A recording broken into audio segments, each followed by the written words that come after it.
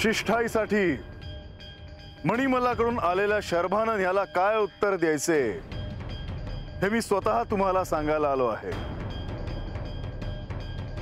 युद्धापूर्वी शिष्ठाईसाठी मध्यस्थीसाठी दैत्यांनी जो प्रस्ताव पाठवला आहे तो पाहता दैत्यांच्या चतुराईचं कौतुक करावं लागेल। युद्धाची संपूर्ण आखणी उधळून लावण्याचा त्यांचा कट होता। आश्चर्य म्हणजे इंद्रदेवांना दैत्यांचा हा दूत भेटला तेव्हा इंद्रदेवांनाही भूल पडली।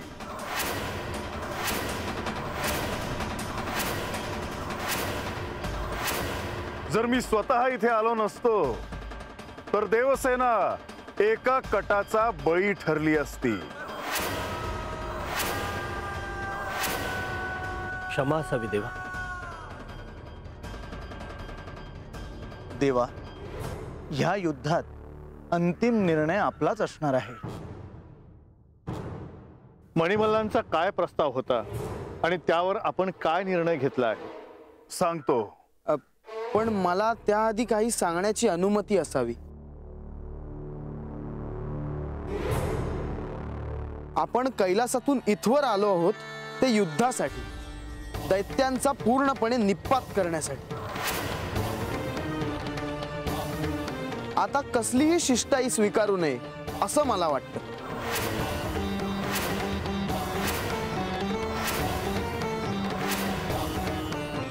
ह्या युद्धाची खरी सुरुवात तेव्हा झाली जेव्हा श्री विष्णू धर्मपुत्रांना घेऊन कैलासात आले।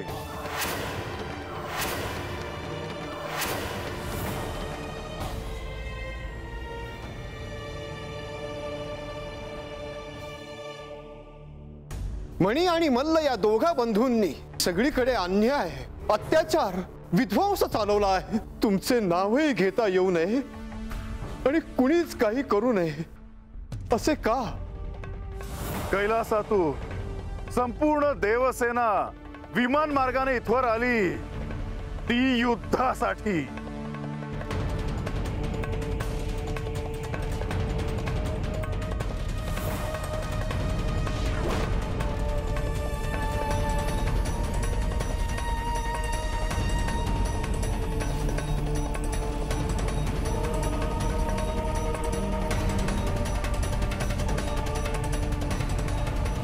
आता माझ्या सोबत असलेल्या देवसेनेची क्षमता पाहता जर मणिमल्लांना भय वाटत असेल तर त्यांनी युद्ध करू नये।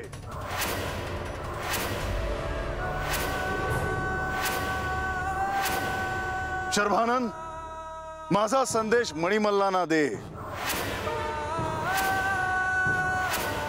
की जर त्यांना भय वाटत असेल तर त्यांनी युद्ध करू नये आणि त्यांनी पाताळात जावे।